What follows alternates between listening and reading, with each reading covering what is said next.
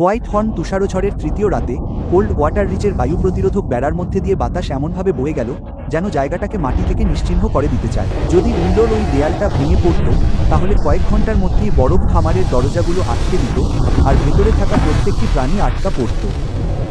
হারলন ভ্যাক্সলি কোমরে একটি দড়ি বেঁধে তুষারঝড়ের মধ্যে হেঁটে গেল আর মারা অনুভূতিহীন হাতে দড়ির অন্য প্রান্তটি শক্ত করে ধরেছিল।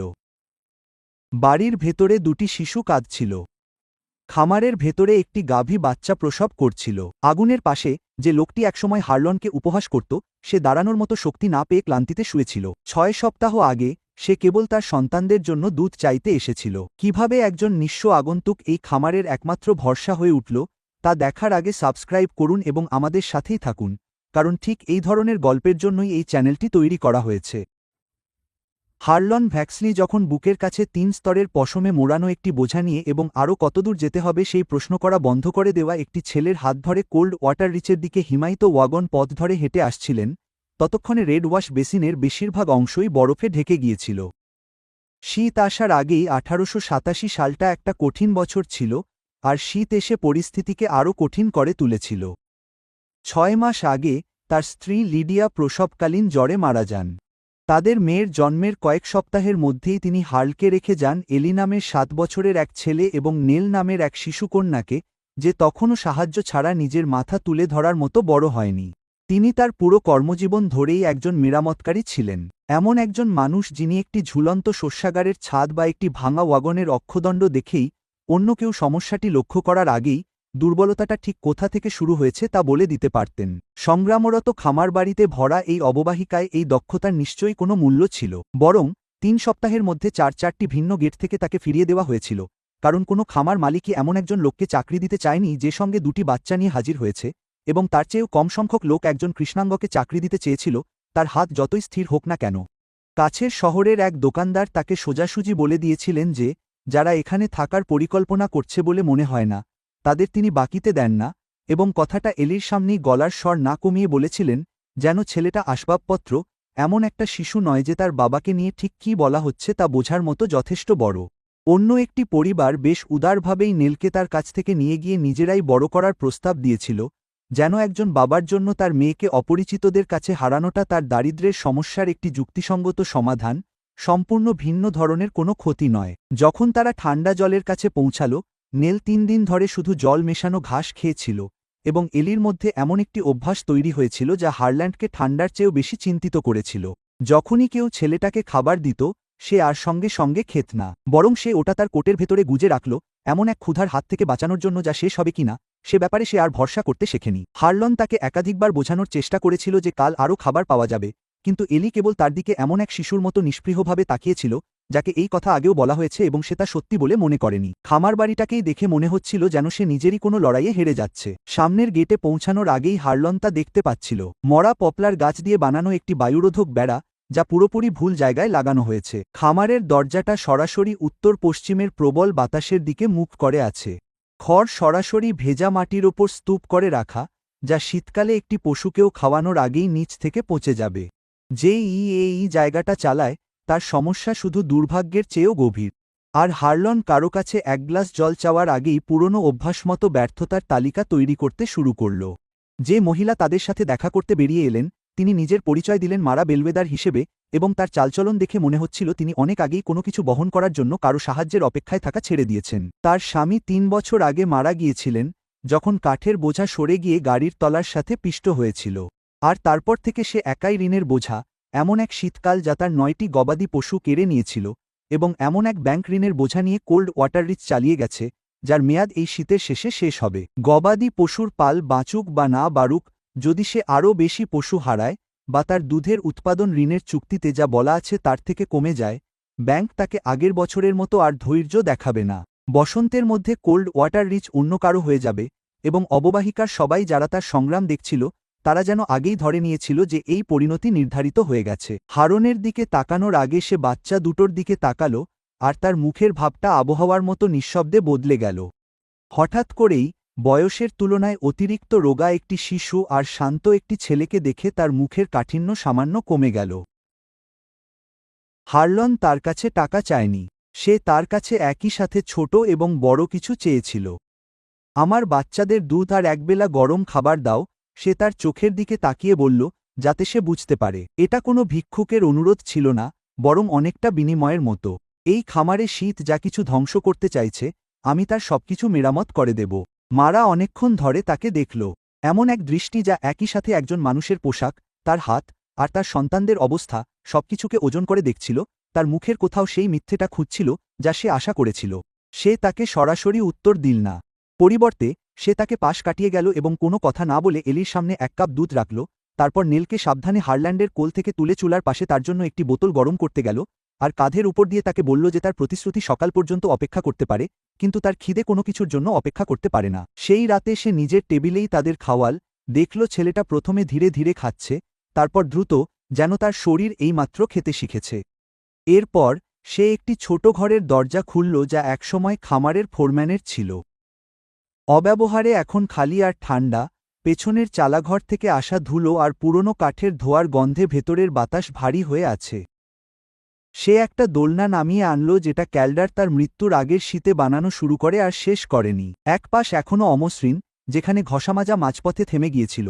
পাশের গাঢ় রঙের পালিশ করা রেলিংয়ের বিপরীতে কাঠের আঁশগুলো অমসৃণ আর ফ্যাকাশে দেখাচ্ছিল। সেই রাতে নেল প্রথমবারের মতো ওটাতে ঘুমাল, আর এলি পাশেই ঘুমাল। কোটের পকেটে ভাঁজ করা এক টুকরো রুটি তখনও লুকানো, এমনকি একটা উষ্ণ ঘরকেও বিশ্বাস করে ওটা ছাড়তে সে তখনও রাজি ছিল না। বাচ্চারা ঘুমিয়ে পড়ার পর মারা প্রয়োজনের চেয়ে বেশি সময় ধরে সেই ঘরের দরজায় দাঁড়িয়ে রইল, দোলনাটার দিকে আর তার ভেতরে ঘুমিয়ে থাকা ছোট্ট অচেনা শিশুটির দিকে তাকিয়ে। ক্যালডার এই দোলনাটা বানিয়েছিল সেই সব শিশুদের জন্য যাদেরকে তারা একসাথে বড় করার সুযোগ পায়নি, আর এখন ওটাতে এমন এক শিশুর জন্ম যাকে সে একদিনেরও কম সময় ধরে চেনে। সেখানে দাঁড়িয়ে সে নিশ্চিত ছিল না যে সে কোনো দয়ার কাজ করেছে, নাকি এমন কিছু করেছে যার জন্য রাতে ঘুমানোর পর তাকে অনুশোচনা করতে হবে। ক্যালডারের মৃত্যুর পর এই প্রথমবার সে অন্য কারো প্রয়োজনকে একবেলার খাবারের চেয়েও বেশি গুরুত্ব দিয়ে নিজের বাড়িতে ঢুকতে দিয়েছিল, আর এই অনুভূতিটা তার বুকের ভেতর অস্বস্তিকরভাবে চেপে বসেছিল। অর্ধেকটা স্বস্তি আর অর্ধেকটা অনধিকার প্রবেশ, যেন সে তার স্বামীর হয়ে এমন একটা দরজা খুলেছে যেটা খোলার অধিকার তার আছে কিনা সে ব্যাপারে সে পুরোপুরি নিশ্চিত ছিল না। পরের দিন সকালে হারল্যান্ড একটাও যন্ত্রপাতি স্পর্শ করল না। পরিবর্তে সূর্য পুরোপুরি ওঠার আগেই সে পুরো জায়গাটা হেঁটে বেড়ার ধার আর জল নিষ্কাশনের নালা ধরে ধীরে ধীরে এগোতে লাগল। মাঝে মাঝে উবু হয়ে খড়ের ওপর হাতের তালু চেপে অনুভব করার চেষ্টা করছিল যে সারারাত ধরে নিচের মাটি কতটা আর্দ্রতা ওপরে টেনে তুলেছে। শীতকালের জমে থাকা পুরনো বরফের স্তূপের ওপর দিয়ে বাতাস যে পথ তৈরি করেছিল, সে সেই পথ ধরে এগোতে লাগল। এরপর সে লক্ষ্য করল কোথায় বরফ সবচেয়ে বেশি জমেছিল শস্যাগারের দেয়াল ঘেঁষে, আর কোথায় তা মাটি চেঁছে ন্যাড়া করে দিয়েছে। সে জমাট বাঁধা মাটিতে লাথি মেরে জলের স্তর খুঁজে বের করল, যতক্ষণ না সেই জায়গাটা পেল যেখানে জল এতটাই অগভীরভাবে চাপা পড়েছিল যে তীব্র শীতে তা টিকে থাকতে পারেনি। তারপর সে শস্যাগারের দেয়াল বরাবর হাঁটতে লাগল, আর দিনের আলো আসার মতো যথেষ্ট চওড়া প্রতিটি ফাঁকে নিজের আঙুল ঢোকাতে লাগল। দুবার সে মরণাপন্ন কটনুট গাছগুলোর গোড়ায় থেমে উবু হয়ে বসল, তাদের ন্যাড়া ডালপালার মধ্যে দিয়ে বাতাস কিভাবে বয়ে যায় তা পর্যবেক্ষণ করল। এরপর সে সিদ্ধান্ত নিল যে গাছগুলো পুরোপুরি উপড়ে ফেলতে হবে এবং সেগুলোর জায়গায় শুধু উত্তরাধিকার সূত্রে পাওয়া কোনো কিছুর পরিবর্তে উদ্দেশ্যমূলকভাবে তৈরি করা কিছু লাগাতে হবে। যখন সে বাড়িতে ফিরে এল, ততক্ষণে তার মাথায় একটি পরিকল্পনা এমন স্পষ্টতার সাথে সাজানো ছিল যেমনটা সে একটি ভাঙা অক্ষদণ্ড ঠিক করার সময় করত। তবে এবারের অক্ষদণ্ডটি ছিল একটি পুরো খামারের এই মরশুমটি টিকে থাকার সুযোগ, এবং এই ব্যর্থতার সাথে জড়িত বাজি ছিল দুটি শিশু যারা ইতোমধ্যেই এমন কিছু হারিয়েছে যা বেশিরভাগ প্রাপ্তবয়স্ক পুরুষও তাদের সারা জীবনে হারায়। তীব্র শীত আসার 6 সপ্তাহেরও বেশি আগে সে মারাকে তার পরিকল্পনার কথা বলেছিল। জলের ব্যবস্থা রক্ষা করা, যাতে তা মাটিতে জমে ফেটে না যায়। ভেজা মাটি থেকে খড় উঁচু করে রাখা, যাতে একটিও পশুকে খাওয়ানোর আগেই তা নিচ থেকে পচে না যায়। মরণাপন্ন কটনুট গাছগুলোর চেয়ে ভালো অবস্থানে একটি নতুন বায়ুরোধক তৈরি করা। শস্যাগারের প্রবেশপথটি বাতাস থেকে দূরে তৈরি করা, যাতে গবাদি পশুরা ঝড়রোধী কাঠামোর দিকে সরাসরি মুখ করা একটি দরজায় ভিড় করে আতঙ্কিত না হয়। খামারের দেয়ালে যে ফাঁকগুলো তৈরি হয়েছিল, যেখান দিয়ে প্রতি রাতে উষ্ণতা বেরিয়ে যেত, এবং প্রথম সত্যিকারের তুষারঝড়ের আগে বাড়ি ও খামারের মধ্যে খুঁটির যে সারি তৈরি করা হয়েছিল, তা তাদের মধ্যকার অল্প দূরত্বটুকুকেও অদৃশ্য করে দিয়েছিল। মারা তেমন কোনো অভিব্যক্তি ছাড়াই সবটা শুনছিল। সকালের ঠান্ডায় হাত দুটো বুকের ওপর আড়াআড়ি করে রাখা ছিল তার কথা শেষ হলে মারা তাকে ঠিক 1 সপ্তাহ সময় দিল এটা প্রমাণ করার জন্য যে সে যা বর্ণনা করছে তা আসল কাজ, এবং এটা কোনো চালাক লোকের বানানো গল্প নয়, যা সে তার খরচে শীতকালটা কাটানোর জন্য পেতে বলেছে। হারলন সবচেয়ে সস্তা মেরামতগুলো দিয়ে শুরু করল। প্রথমে সেই কাজগুলো যেগুলোর জন্য মারার এমন কোনো টাকা খরচ হবে না যা তার কাছে অতিরিক্ত নেই। সে বাতিল কাঠ ব্যবহার করে খড়গুলোকে মাটি থেকে উঁচু করে শারীরিকভাবে সাজাল, যার নিচে দিয়ে বাতাস চলাচল করতে পারত। এতে স্তূপ করা স্বরগুলো ঠিক ততটুকুই কাটা হল যতটুকু পচন রোধ করার জন্য প্রয়োজন, কিন্তু ভালো পশুখাদ্য নষ্ট হল না। সে এলিকে প্রতিটি উঁচু করা অংশের মাঝের ফাঁকগুলো মাপার এবং মাটিতে একটি লাঠি পুঁতে সেগুলো চিহ্নিত করার দায়িত্ব দিল। কাজটা 7 বছরের একটা ছেলের হাতের জন্য যথেষ্ট ছোট, কিন্তু এতটাই বাস্তব যে কেউ সরাসরি তার সাথে কথা বললেই ছেলেটা আর চমকে উঠছিল না। তৃতীয় দিনের মধ্যে এলি আবার কথা বলতে শুরু করল। তার মা মারা যাওয়ার পর থেকে যেমনটা করত, অর্থাৎ প্রতিটি প্রশ্নের উত্তর এক একটি সতর্ক শব্দে না দিয়ে, সে এখন হারলনকে বাতাস আর গরু ছাগল নিয়ে প্রশ্ন করতে লাগল। সে জানতে চাইল, খড় যদি আগে থেকেই শুকনো থাকে তাহলে তার নিচে বাতাসের প্রয়োজন কেন? আর হারলন বুঝিয়ে বলল যে ওপরটা শুকনো মানে এই নয় যে ভেতরটাও পুরোপুরি শুকনো। মাটি থেকে আর্দ্রতা ধীরে ধীরে ওপরের দিকে ওঠে, ঠিক যেমনভাবে কোনো মানুষ এক জায়গায় বেশিক্ষণ দাঁড়িয়ে থাকলে তার জুতোর ভেতরে আর্দ্রতা ধীরে ধীরে ঢুকে যায়।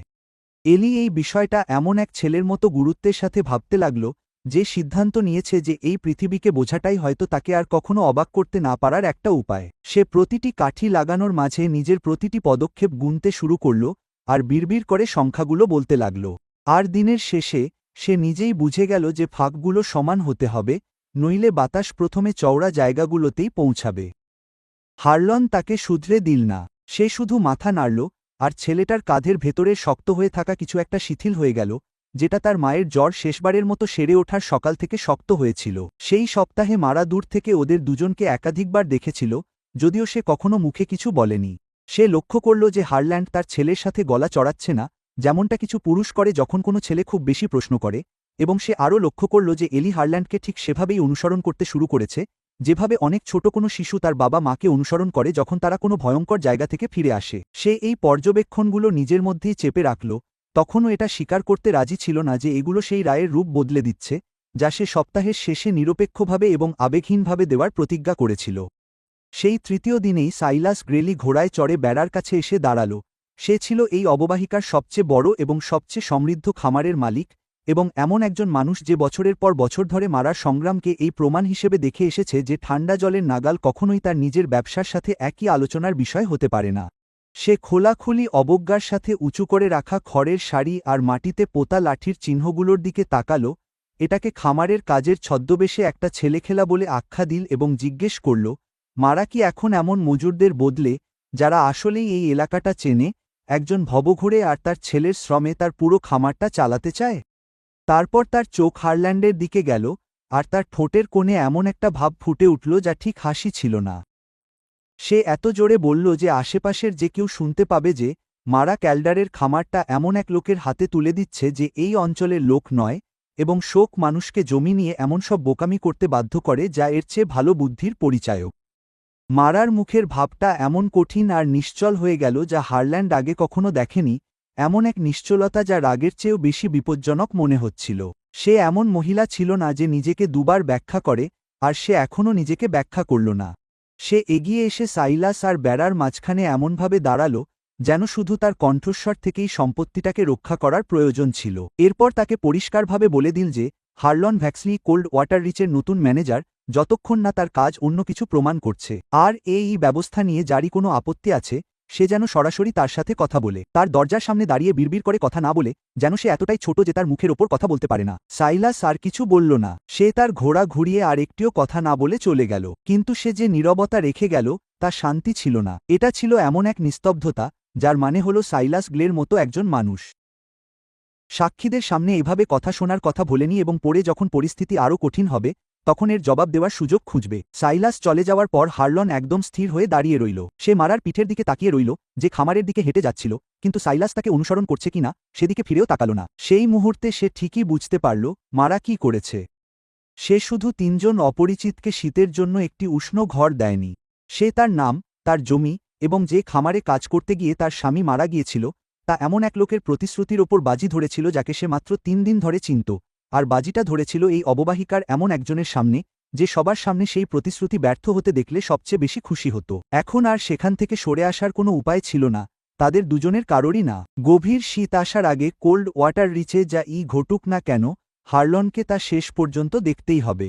কারণ মারা ইতিমধ্যেই নিশ্চিত করে দিয়েছিল যে তাদের দুজনের কারোরই পিছু হটার আর কোনো জায়গা বাকি নেই এবং তার দেওয়া সপ্তাহটা এখন আর পরীক্ষার মতো না থেকে তাদের দুজনের কাছে থাকা একমাত্র সুযোগ বলে মনে হতে শুরু করেছিল। মারার দেওয়া সপ্তাহটা সাইলাসের কাছ থেকে আর কোনো খবর ছাড়াই কেটে গেল। যদিও হারলন তা খেয়াল করেছিল, সে আগের চেয়ে বেশি রাস্তার দিকে তাকাচ্ছিল। 7 দিন শেষ হতে হতে খড়ের গাদাগুলো শুকনো ও উঁচু হয়ে দাঁড়িয়েছিল এবং মারা তাকে চলে যেতে বলেনি। পরের দিন সকালে সে শুধু তার হাতে একটা বেলচা ধরিয়ে দিয়ে বলেছিল যে মাটি আরও শক্ত হয়ে জমে যাওয়ার আগেই বাতাস আটকানোর বেড়াটা তৈরি করতে হবে। সে খামার বাড়ি থেকে 34 ফুট দূরে ইংরেজি এল অক্ষরের মতো করে এটি তৈরি করেছিল। পাইন গাছের খুঁটির মধ্যে উইলো গাছের ডাল বুনে এবং ভিত্তিটি ঘাসের মাটি ও ঝোপঝাড় দিয়ে ভরাট করে দিয়েছিল, যাতে বাতাস বাড়ির কাছে পৌঁছানোর আগেই তার গতি কমে যায়। 2 দিন ধরে এটি ঠিক তার প্রতিশ্রুত জিনিসের মতোই দেখাচ্ছিল। তারপর সন্ধ্যায় মৌসুমের প্রথম সত্যিকারের দমকা হাওয়া এসে পড়ল এবং হারন তার চোখের সামনে নিজের কাজকে ব্যর্থ হতে দেখল। মাঝের অংশটি খুব আটসাট করে বোনা হয়েছিল এবং বাতাসকে ভেঙে দেওয়ার পরিবর্তে এটি দমকা হাওয়াকে উপরে তুলে ওপারে ছুড়ে দিল, যা অপর পাশে একটি স্তম্ভের মতো সজোরে আছড়ে পড়ল এবং বরফকে সোজা খামারবাড়ির দরজার দিকে ঠেলে দিল। একটি প্যানেল পুরোপুরি ছিঁড়ে গেল এবং একটি হরিণ প্রায় গেট ভেঙে বেরিয়ে যাচ্ছিল, কারণ প্রবেশপথটি এতটাই অন্ধকার ও সংকীর্ণ ছিল যে সে পরিষ্কারভাবে পথ দেখতে পাচ্ছিল না। হারন যা ঘটেছিল তা লুকানোর চেষ্টা করেনি। পরের দিন সকালে সে নিজেই ছিঁড়ে যাওয়া অংশটি খুলে ফেলল, বুননটি পাতলা করে দিল যাতে বাতাস জমা হয়ে একবারে ঝরে পড়ার পরিবর্তে অল্প পরিমাণে এর মধ্য দিয়ে যেতে পারে। মারা ডালপালাগুলো সোজা করে না ঝুলিয়ে কোনাকুনিভাবে লাগানোর পরামর্শ দিল।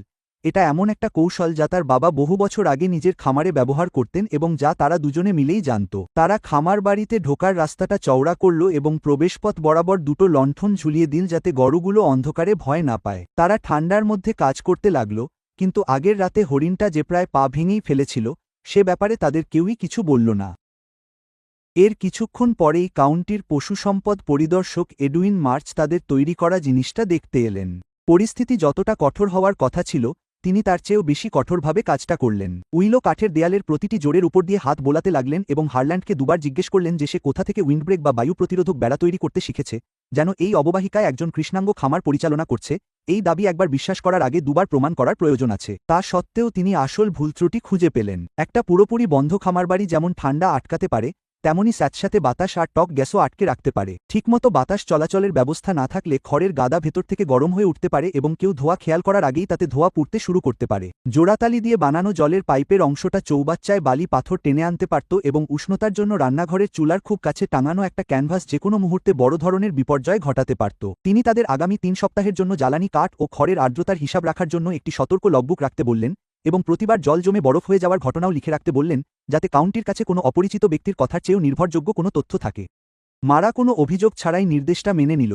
যদিও এডুইন যখন সম্ভাব্য সব ব্যর্থতার তালিকা করা শেষ করল, তখন সে জোর দিয়ে বলল যে সে তার নিজের জমিতে নিজের চোখকে ততটাই বিশ্বাস করে যতটা সে এডুইনের ক্লিপবোর্ডকে বিশ্বাস করে এবং লগবুকটি তা প্রমাণ করবে। দেওয়ালের ফাঁক পূরণের জন্য হারল্যান্ডের তৈরি প্রথম দফার চুনকাম কয়েকদিনের মধ্যেই ব্যর্থ হল। মাটির মিশ্রণটি শুকিয়ে যাওয়ার সাথে সাথে সংকুচিত হয়ে কাঠ থেকে পাতলা অকেজো ফাটল তৈরি করে খসে পড়ছিল। সে পুরোটাই চেঁচে ফেলে একটি পুরনো রেসিপি ব্যবহার করে দ্বিতীয় দফা মিশ্রণ তৈরি করল, যে রেসিপিটা মারা তার বাবা এবং ক্যালডারের কাছ থেকে শিখেছিল তাদের কেউই লিখে রাখার কথা ভাবার আগেই। সে তাকে না চাইতেন ওটা দিয়ে দিল, ঠিক যেমনটা সে একবার তার পুরোপুরি বিশ্বাস করা স্বামীকে রান্নার প্রণালীটা দিয়েছিল, এবং এক মুহূর্তের জন্য তাদের কেউই এর অর্থ কী তা উল্লেখ করল না। তাদের মধ্যে নীরবে জমে থাকা উত্তেজনা অবশেষে প্রকাশ পেল সম্পত্তির পশ্চিম প্রান্তে হারলনের খুঁজে পাওয়া এক টুকরো পুরনো পচে যাওয়া বেড়া নিয়ে। এটা ছিল দুর্ঘটনার আগে ক্যালডারের নিজের হাতে গড়া কাজ এবং এটি ভেতর থেকে নষ্ট হচ্ছিল, যেখানে কাঠগুলো বাইরে থেকে বোঝা না গিয়েই নরম হয়ে গিয়েছিল। হারন স্পষ্ট করে মারাকে বলল যে বাতাস নিজে থেকে এর দুর্বলতা খুঁজে বের করার আগেই এটা ভেঙে ফেলা দরকার। সে রাজি হল না, সোজাসুজি তাকে বলে দিল যে এটাই তার স্বামীর নিজের হাতে গড়া শেষ জিনিস এবং সে এটাকে বিলীন হতে দেবে না, কারণ যে লোকটা তার জমিতে মাত্র কয়েক সপ্তাহ ধরে ছিল সে সিদ্ধান্ত নিয়েছে যে এর আর কোনো প্রয়োজন নেই। হারন আর তর্ক করল না। সেই রাতে পচে যাওয়া বেড়ার একটা অংশ নিজে থেকেই ভেঙে পড়ল এমন এক বাতাসে যা এতটাই দুর্বল ছিল যে তা প্রায় বোঝাই যাচ্ছিল না, এবং খুব কাছে চলে আসা একটা বাছুর অল্পের জন্য রক্ষা পেল। সকালে দুজনের কেউই তেমন কিছু না বলে মারা একাই তাকে বাকি অংশটুকু নামাতে সাহায্য করল। শেষ খুঁটিটা মাটি থেকে না ওঠা পর্যন্ত সে নীরবে তার পাশে কাজ করে গেল। কী কারণে তার মন বদলেছে তা সে ব্যাখ্যা করেনি, আর হারল্যান্ডও জিজ্ঞাসা করেনি। আসন্ন সংকট মোকাবিলার জন্য খামারটিকে টিকিয়ে রাখতে ক্যালডার যা রেখে গেছে তা আর যথেষ্ট নয়, এই কথা স্বীকার করার সবচেয়ে কাছাকাছি এসেছিল তারা দুজন। এডুইন তাদের যে 3 সপ্তাহ পর্যবেক্ষণ করতে বলেছিল তার মাঝামাঝি সময়ই প্রথম সত্যিকারের শৈত্যপ্রবাহ এসে পড়ল এবং সংখ্যাগুলো এমনভাবে হারল্যান্ডকে সঠিক প্রমাণ করতে শুরু করল যা নিয়ে তাদের দুজনের কেউই তর্ক করতে পারত না। শস্যাগারটি আগের চেয়ে অনেক বেশি সময় ধরে গরম রাখতে লাগল। জ্বালানি কাঠ সপ্তাহের অনেকটা সময় পর্যন্ত চলল। শস্যাগারের নিচের মাটি শুকনো থাকল, খড় আর টক হচ্ছিল না এবং গরুগুলো কম খাচ্ছিল, অথচ তাদের দুধের পরিমাণ স্থিতিশীল ছিল। তারপর জলের চৌবাচ্চার বাইরের ধাতব ফিটিংটি রাতারাতি জমে শক্ত হয়ে গেল, ঠিক সেই ব্যর্থতা যার ব্যাপারে এডুইন তাদের সতর্ক করেছিল। আর হারল্যান্ড ও মারা মধ্যরাত পেরিয়েও কাজ করতে লাগল। নিষ্কাশন ভালোভটি নামিয়ে দিল এবং জোড়া অংশটি শুকনো পশম, কাঠের টুকরো ও আলকাত্রার কাপড় দিয়ে মুড়ে দিল, যাতে এমনটা দ্বিতীয়বার না ঘটে। কাজ শেষ হওয়ার অনেক আগেই ঠান্ডায় তাদের হাত ব্যথা করতে শুরু করেছিল এবং একাধিকবার হারলনকে থামতে হয়েছিল এবং গিট বাঁধার জন্য আঙুলে অনুভূতি ধরে রাখতে নিজের মুষ্টিতে গরম বাতাস ভরতে হয়েছিল। ঠান্ডার মধ্যে তার পাশে কাজ করতে করতে মারা তাকে বলল যে সে খামারটি ঠিক করার প্রতিশ্রুতি দিয়েছিল, প্রথম চেষ্টাতেই প্রতিটি ব্যর্থতা সঠিকভাবে অনুমান করার প্রতিশ্রুতি দেয়নি, এবং তার বলার ভঙ্গিটা এমন ছিল যা বাতাসে দেয়াল ভেঙে পড়ার পর থেকে হারলনের বয়ে বেড়ানো একটা ভার হালকা করে দিল। 3 সপ্তাহ শেষ হলে এডুইন মার্চ তার পর্যবেক্ষণগুলো মারা সাইলাস এবং সম্পত্তির সীমানায় জড়ো হওয়া বেশ কয়েকজন প্রতিবেশী খামারির সামনে পেশ করল। জ্বালানি কাঠের ব্যবহার দিনে প্রায় 2 কমে গিয়েছিল, খড়ের ব্যবহার প্রায় 20% কমে গিয়েছিল, দুধের উৎপাদন মোটেও কমেনি এবং যে রাতে তারা এটি মেরামত করেছিল তারপর থেকে চৌবাচ্চাটি আর জমে যায়নি। এই প্রথমবার হারল্যান্ডের কাজ প্রকাশ্যে সেই লোকটির সামনে নিশ্চিত হয়েছিল যে এটি ব্যর্থ হতে দেখার জন্য সবচেয়ে বেশি আগ্রহী ছিল। সাইলাস সেই বিজয়কে হুমকিতে পরিণত করতে বেশি দেরি করল না। উত্তরের চারণভূমিতে তার নিজের গবাদি পশুর পাল তার কুয়োর ধারণ ক্ষমতার চেয়ে দ্রুত বেড়ে গিয়েছিল এবং সেখানকার জলও কমে আসতে শুরু করেছিল। বেড়ার ধারে তখনও দাঁড়িয়ে থাকা সকলের সামনে সে ঘোষণা করল যে যেই মুহূর্তে পুরোদমে বরফ পড়া শুরু হবে সে তার জমির উপর দিয়ে যাওয়া ব্যক্তিগত মালবাহী রাস্তাটি বন্ধ করে দেবে, যদি না মারা অববাহিকার তার দিকের ঝর্ণার জল ব্যবহারের অধিকার তার গবাদি পশুদের দিতে রাজি হয়। যে ভিড়টা কিছুক্ষণ আগেই এডুইনের হিসাব শুনেছিল সেই একই ভিড়ের সামনে মারা কোনো দ্বিধা ছাড়াই তাকে প্রত্যাখ্যান করল এবং সাইলাস এমনভাবে চোয়াল শক্ত করে ঘোড়া ছুটিয়ে চলে গেল যা দেখে মনে হচ্ছিল যে এই বিষয়ে তার আলোচনা এখনও শেষ হয়নি। তাকে যেতে দেখে হারলন বুঝতে পারল যে তারা আর কোনো সাধারণ শীতের জন্য প্রস্তুতি নিচ্ছে না, তারা এমন এক সম্ভাবনার জন্য প্রস্তুতি নিচ্ছিল যে ঝড় আসার সাথে সাথে ঠান্ডা জলের সরবরাহ পুরোপুরি বন্ধ হয়ে যাবে, বাইরে যাওয়ার কোনো রাস্তা থাকবে না এবং ভেতরে আসারও কোনো সাহায্য আসবে না। মারা হিসাব করে দেখেছিল যে খামারটি যদি এতদিন বিচ্ছিন্ন থাকে তবে তাদের খড় 19 দিন চলবে। হারলন তাকে এর পরিবর্তে 26 দিনের জন্য প্রস্তুতি নিতে বলল, কারণ সাইলাস এমন কোনো প্রতিশ্রুতি রাখবে কিনা যা ভাঙতে তার কোনো ক্ষতি হয় না সে বিষয়ে হারলনের কোনো বিশ্বাস ছিল না। এর মাত্র কয়েকদিন পরেই শহরের জেনারেল স্টোরটি হারনকে কাঠ আর পশমের জন্য আর কোনো বাকি দিতে রাজি হল না, কারণ দোকানের মালিক জানতে পারলেন যে কেনাকাটার দায়িত্বটা মারার নিজের বদলে হারলনই সামলাচ্ছে।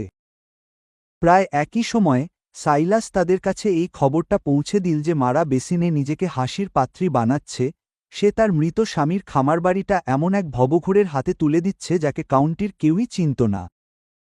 সেই রাতে এলিয়ার নেল যে বিছানায় ঘুমাচ্ছিল তার পাশে বসে হারলন কথাগুলো নিয়ে ভাবতে লাগল, যতক্ষণ না সেগুলো গর্বের চেয়েও ভারী কিছুতে পরিণত হল। সে কয়েক মাস ধরে বিশ্বাস করে এসেছে যে বাবার অন্যের সাহায্যের প্রয়োজন হয় তিনি ইতিমধ্যেই একজন ব্যর্থ বাবা। সে ভাবতে শুরু করল যে এখানে তার উপস্থিতি এই পরিবারকে রক্ষা করছে নাকি কেবল মারাকে সাইলাসের পথে আরও এগিয়ে দিচ্ছে। সকালের মধ্যে সে মনস্থির করে ফেলল, সে তাদের সামান্য যা কিছু আছে তা গুছিয়ে নিল। আবহাওয়া আরও খারাপ হওয়ার আগেই এলি আর নেলকে নিয়ে চলে যাওয়ার উদ্দেশ্যে। সে নিজেকে বোঝাল যে মানুষ সত্যিই নিজের ভার নিজে বহন করে, সে তার সমস্যাকে অন্যের বোঝা হতে দেয় না। গেট থেকে বেরোনোর আগেই মারা তাকে সেখানে খুঁজে পেল। সে তার সাথে করুণার সুরে কথা বলেনি আর দয়া করেও তাকে থেকে যেতে বলেনি। সে তাকে বলেছিল যে আসন্ন পরিস্থিতি থেকে বাঁচতে খামারটির তাকে প্রয়োজন এবং সে সাইলাস গ্রেলি বা এই অববাহিকার অন্য কাউকে তার জমিতে কার অধিকার আছে তা ঠিক করতে দেবে না।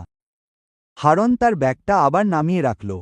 লিডিয়া মারা যাওয়ার পর এই প্রথম সে কোথাও থেকে গেল, এই কারণে নয় যে তার আর কোথাও যাওয়ার জায়গা ছিল না, বরং এই কারণে যে কেউ তাকে পরিষ্কারভাবে বলে দিয়েছিল যে সে যেখানে দাঁড়িয়ে আছে সেখানেই তাকে প্রয়োজন। ঝড় আসার 3 দিন আগে গরুগুলো অদ্ভুতভাবে অস্থির আচরণ করতে শুরু করল, যার সাথে ঠান্ডার কোনো সম্পর্ক ছিল না।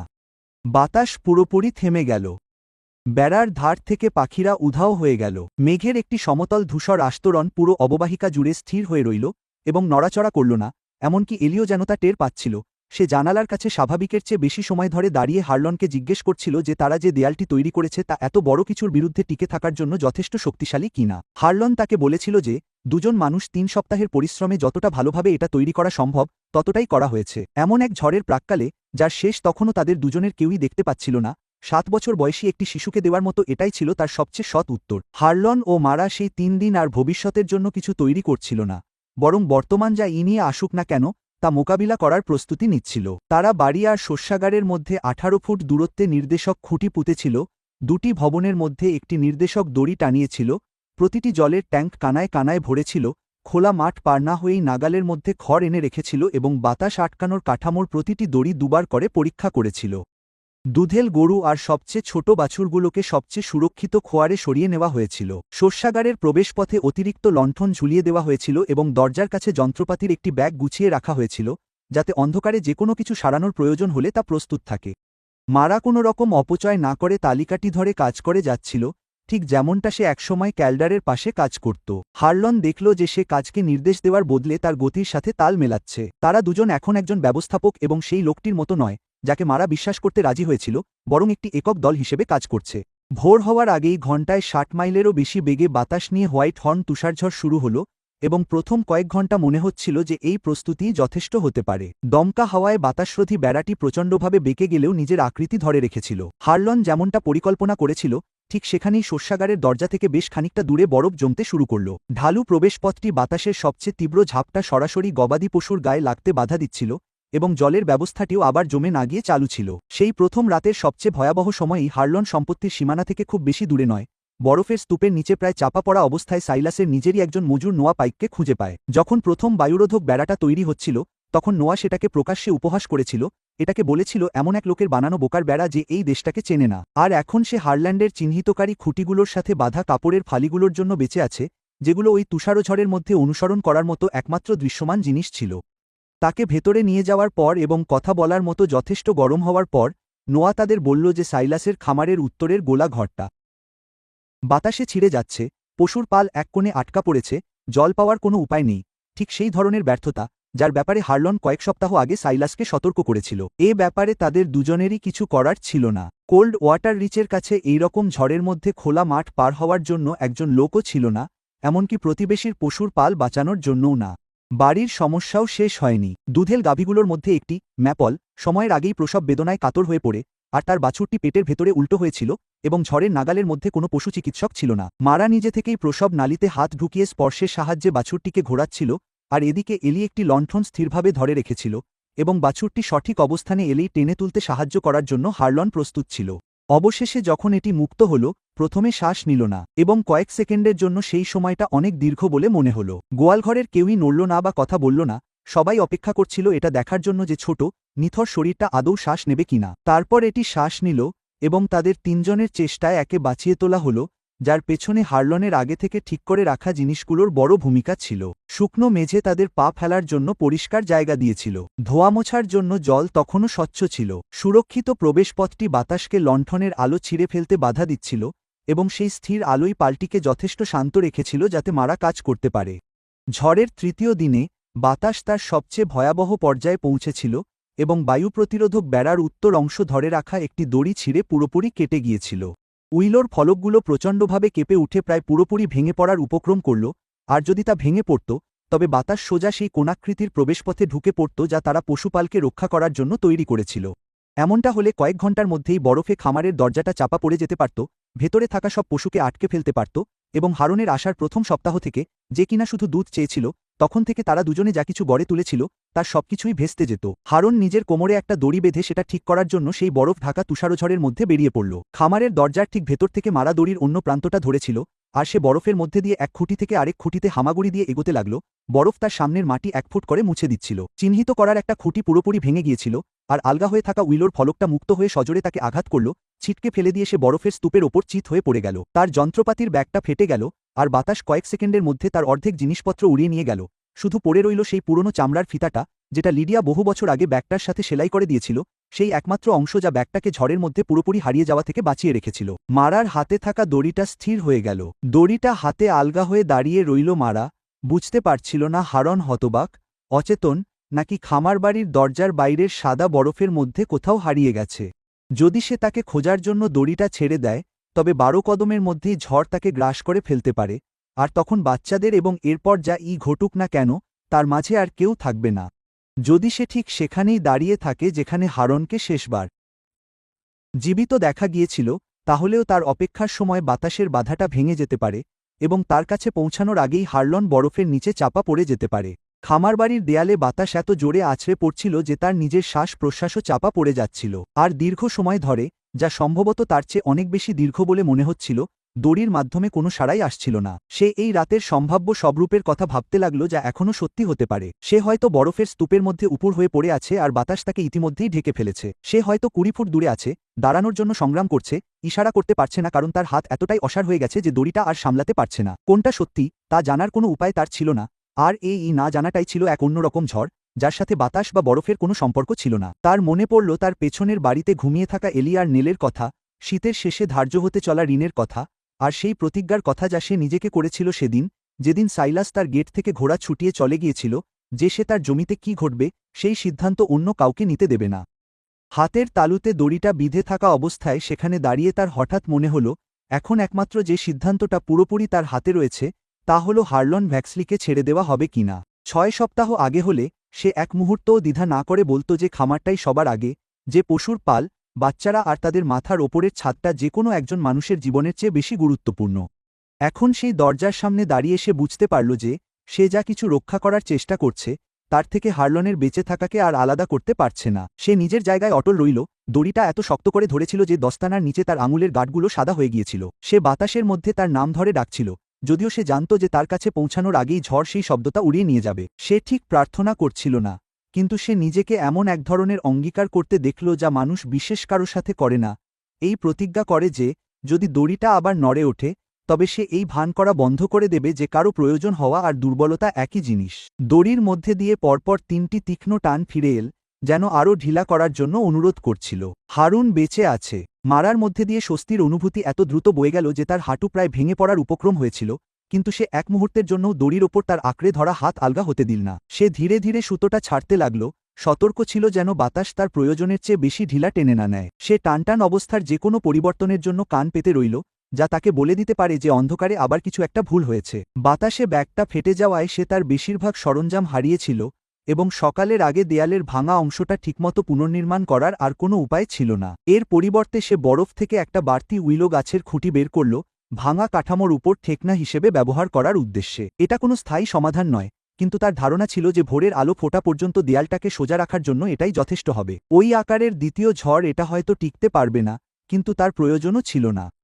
সূর্য ওঠা পর্যন্ত এবং বাতাসের শক্তি কিছুটা কমে আসা পর্যন্ত শুধু টিকে থাকলেই চলত।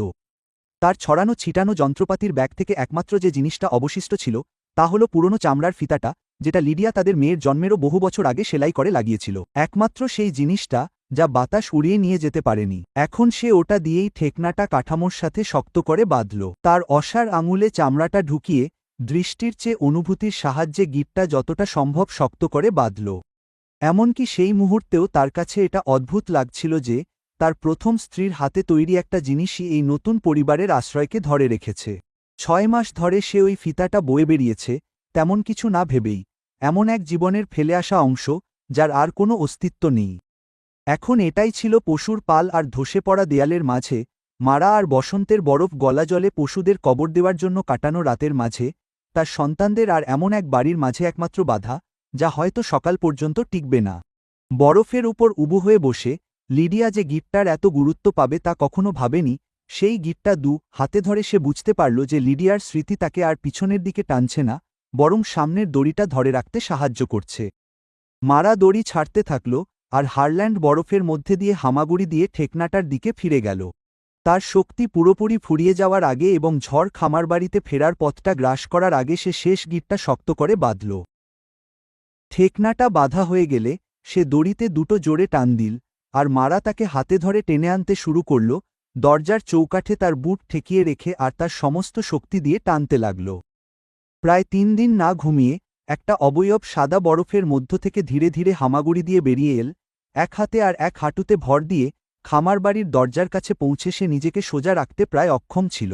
তার কোটের কলারের মধ্যে আর মুখের একপাশে বরফ জমে ছিল, যেখানে উইলো কাঠের পাতটা তার গায়ে লেগেছিল। কথাটা বলতে পারার পর সে তাকে বলল যে দেয়ালটা সকাল পর্যন্ত টিকে থাকবে। মারা তার পাশ কাটিয়ে উঠোনের ওপর দিয়ে বয়ে যাওয়া ঝড়ের দিকে তাকিয়ে উত্তর দিল যে শোক করাই যথেষ্ট। সে তাকে বাকিটা পথ ভেতরে টেনে নিয়ে গেল এবং বাতাস থেকে বাঁচতে দরজাটা বন্ধ করে দিল। আর এক মুহূর্তের জন্য তাদের কেউই আর কিছু বলল না।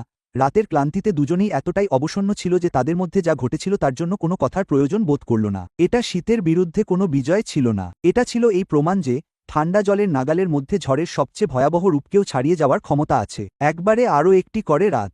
চতুর্থ দিনের সকাল নাগাদ বাতাস দুর্বল হতে শুরু করল এবং যখন চলাফেরা করা নিরাপদ হল, হারলন ও মারা একসাথে জায়গাটা হেঁটে দেখল কি অবশিষ্ট আছে।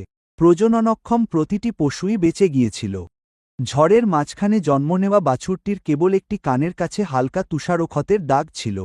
গোয়ালঘরের মেঝে তখনও শুকনো ছিল, জল তখনও বয়ে যাচ্ছিল এবং ঘেরা জায়গাগুলোর খড় অতিরিক্ত গরম হয়ে নষ্ট হয়ে যায়নি।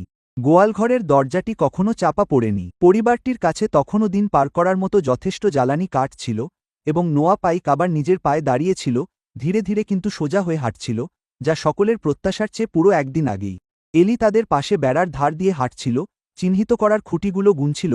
খুঁটিগুলো তখনও ঠিক সেভাবেই দাঁড়িয়েছিল যেভাবে সে একসময় খড়ের সারির মাঝের ফাঁকগুলো গুনত, এবং ফিরে এসে জানালো যে মাত্র একটি খুঁটিই পুরোপুরি ভেঙে গেছে। খামার বাড়িটি অক্ষত থাকা সত্ত্বেও হারলন প্রায় ধ্বংস হয়ে যাওয়া প্রতিটি জিনিসের একটি চলমান হিসাব রাখছিল।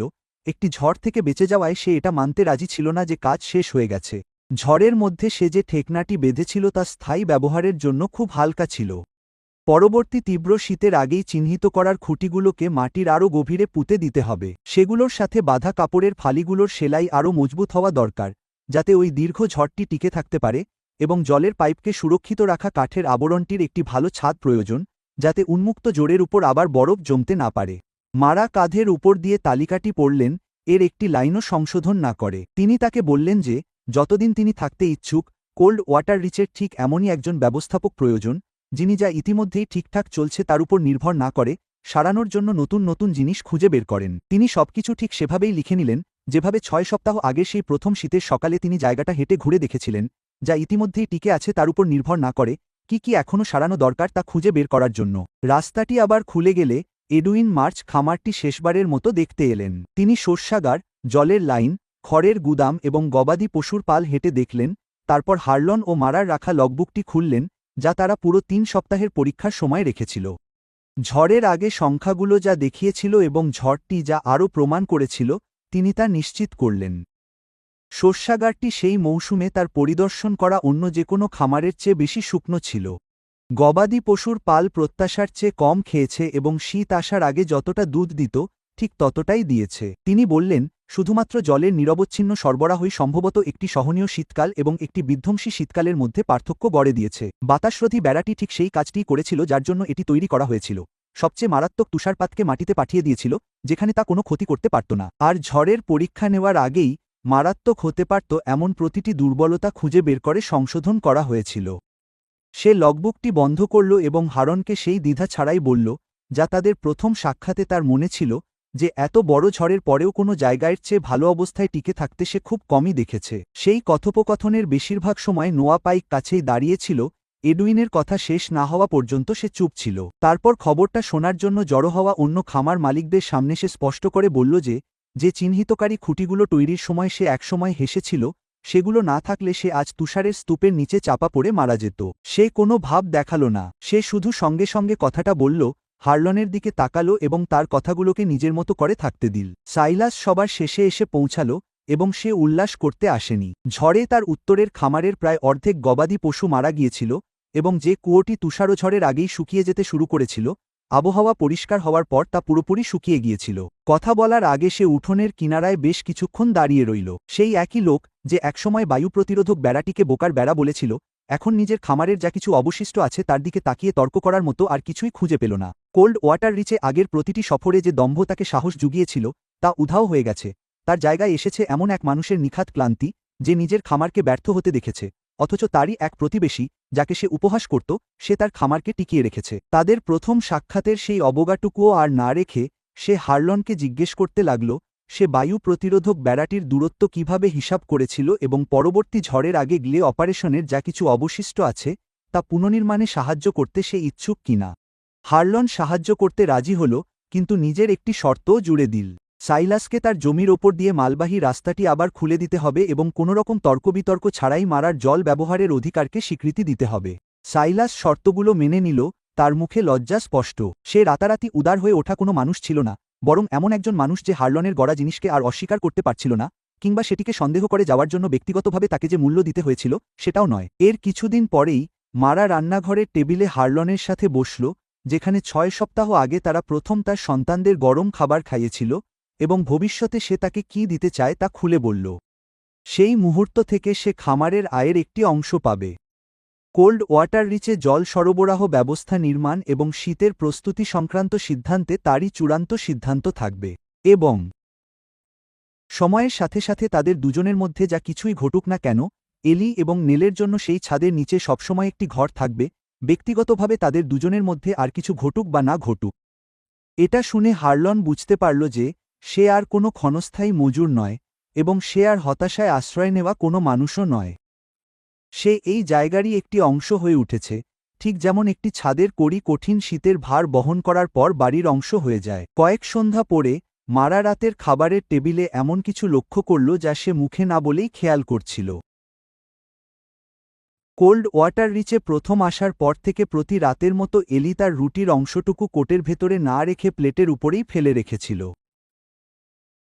পরিবর্তে সে প্লেটটা নেলের দিকে এগিয়ে দিয়ে তাকে বলল আরও একটু নেওয়া উচিত। এটা এমন একটা ছোট ব্যাপার ছিল যা অমনোযোগী হলে সহজেই চোখ এড়িয়ে যেতে পারত, কিন্তু এটা মারাকে বুঝিয়ে দিয়েছিল যে ক্ষুধা আবার ফিরে আসবে বলে সে আশঙ্কা করছে, তার জন্য ছেলেটিকে আর খাবার জমিয়ে রাখার প্রয়োজন নেই। টেবিলে বসে সে এ নিয়ে কিছুই বলল না, শুধু তার কাপটা স্বাভাবিকের চেয়ে একটু বেশি ভরে দিল, আর এই অঙ্গভঙ্গি তাদের দুজনের হয়ে কথা বলে দিল, ঠিক যেভাবে সে শিখেছিল খুব বেশি কথা না বলেই বেশিরভাগ গুরুত্বপূর্ণ কথা বলে ফেলতে। মে মাসের শুরুতে হারলন আর মারার বিয়ে হয়েছিল খামার বাড়িতে এক ছোট অনুষ্ঠানে, যেখানে সাক্ষী হিসেবে উপস্থিত ছিল হাতেগোনা কয়েকজন প্রতিবেশী। তাদের মধ্যে দাঁড়িয়ে ছিল এডুইন মার্চ আর নোয়া পাইকো। এই দুজনই একসময় হারলনকে খোলাখুলি সন্দেহের চোখে দেখত, আর এখন তারাই উঠোনের ধারে দাঁড়িয়ে আছে তার বিয়ে দেখতে। কোনো দীর্ঘ বক্তৃতা বা জাঁকজমকপূর্ণ উদযাপন ছিল না, ছিল শুধু এক শান্ত সকাল, যার পরেই তারা দুজন তাদের সেই কাজে ফিরে গেল যা তখনও তাদের জন্য অপেক্ষা করছিল। এলি তার বাবার পাশে দাঁড়িয়েছিল, গায়ে ছিল মারার সেলাই করা একটি শার্ট, আর নেল সেই একই দোলনায় প্রায় পুরোটা সময় ঘুমিয়েই কাটিয়েছিল, যেটা ক্যালডার একসময় অসম্পূর্ণ রেখে গিয়েছিল। এখন সেটা ঘষে মসৃণ করে একপাশে রং করা হয়েছে। এরপর তারা দুজনে মিলে খোলা খামারবাড়ির দরজার কাছে দাঁড়িয়েছিল, মৌসুমের প্রথম সত্যিকারের উষ্ণতায় পশুর পালকে ঘাস খেতে দেখছিল। হারলন বলল, খামারটিকে সম্পূর্ণ বলা যাবে কিনা তার আগে এখনও অনেক কিছু ঠিক করা বাকি আছে। মারা তাকে দ্বিতীয় একটি টিনের কাপ এগিয়ে দিয়ে বলল, এটাই তো স্বাভাবিক, কারণ সে একসময় প্রতিজ্ঞা করেছিল যে যতদিন কাজ বাকি থাকবে ততদিন সে এখানেই থাকবে। সে প্রশস্ত, আলো ঝলমলে প্রবেশপথের কাছে মেরামত করা বায়ুরোধক বেড়াটির দিকে তাকাল, যেখানে একসময় একটি হরিণ শাবক প্রায় তার পা ভেঙে ফেলেছিল। সে বুঝতে পারল যে কাজটা করাই আসল উদ্দেশ্য ছিল না। আসল উদ্দেশ্য ছিল কাজটা শেষ পর্যন্ত দেখার জন্য যথেষ্ট সময় ধরে থেকে যাওয়া। কোল্ড ওয়াটার রিচ টিকে থাকেনি কারণ শীতকাল তার প্রতি কোনো দয়া দেখিয়েছিল। এটিটিকে ছিল কারণ ঝড় তাদের বিরুদ্ধে ব্যবহার করার আগেই সম্পত্তির প্রতিটি দুর্বলতা খুঁজে বের করে সংশোধন করা হয়েছিল। হারলন এবং মারা একে অপরকে একাকিত্বের মতো সাধারণ কোনো কিছু থেকে উদ্ধার করেনি। তারা কেবল নিঃসঙ্গতাকে শক্তি বলে ভুল করা বন্ধ করেছিল, এবং তার পরিবর্তে তারা এমন কিছু গড়ে তুলেছিল যা তারা কেউই বিশ্বাস করেনি যে তারা আবার কখনো ফিরে পাবে। যদি এই গল্পটি আপনাকে মনে করিয়ে দেয় যে কঠিনতম শীতকালও একবারে একটি করে সৎ মেরামতের মাধ্যমে পার করতে হয় এবং সাহায্য চাওয়া আর হাল ছেড়ে দেওয়া এক জিনিস নয়, তবে এর মতো আরও গল্পের জন্য সাবস্ক্রাইব করার কথা ভাবতে পারেন, কারণ হারলন এবং মারার মতো আরও অনেক যাত্রার গল্প এখানে বলার অপেক্ষায় আছে। আর যদি আপনার নিজের জীবনে এমন কেউ থাকে যে নীরবে তার সামর্থ্যের চেয়ে বেশি বোঝা একা বহন করছে, তবে এই সপ্তাহটি তাকে মনে করিয়ে দেওয়ার জন্য ভালো হতে পারে যে তাকে একা সব দায়িত্ব